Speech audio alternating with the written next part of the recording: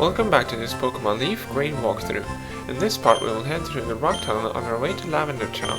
Before leaving the Pokemon Center, be sure to pick up the Everstone from the scientist in the lower right corner. The Everstone will prevent any Pokemon holding it from evolving. Your Pokédex must contain data on 20 species or more in order to obtain this item.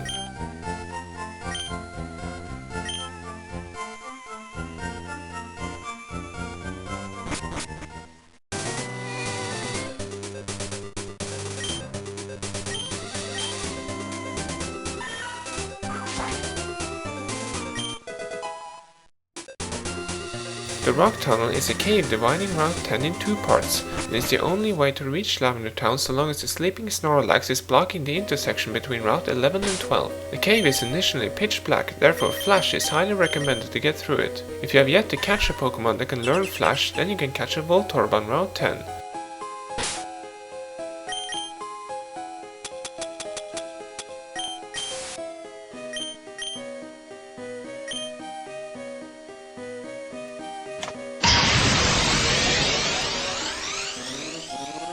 The rock tunnel contains 3 new Pokemon.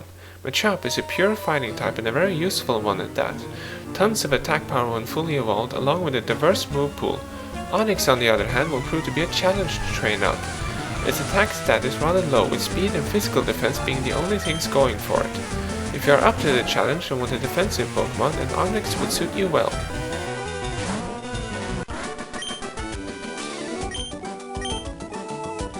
The rock tunnel itself is not that difficult to navigate through. Just follow the path and you'll be out before you know it. Make sure to bring with you lots of repels to prevent running into wild Pokemon every 5 steps. Your Pokemon's energy should instead be focused on the trainers in here. On the basement floor of the tunnel you can catch Geodude and Graveler once you have the ability to use Rock Smash. However, if you decide to use Graveler or Golem, you are better off catching a Geodude in Mount Moon. You won't be able to use Rock Smash until you are really far out into the game, thereby making Graveler inaccessible through catching until then. At this point in the cave you will meet a variety of trainers, but further ahead are mostly hikers with their usual team members such as Geodude and Machop. Use that to your advantage by training up your water, grass or fighting types.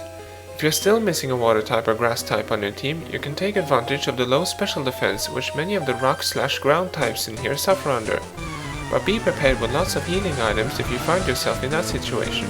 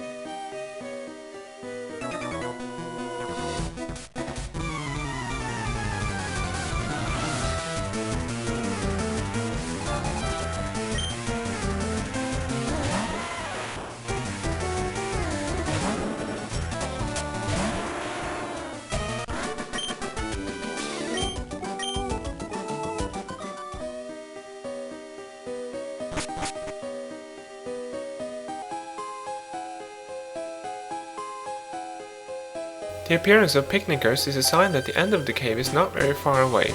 If you are running low on healing items, then this will be a good point to use in an escape rope and return to the Pokémon Center back on Route 10.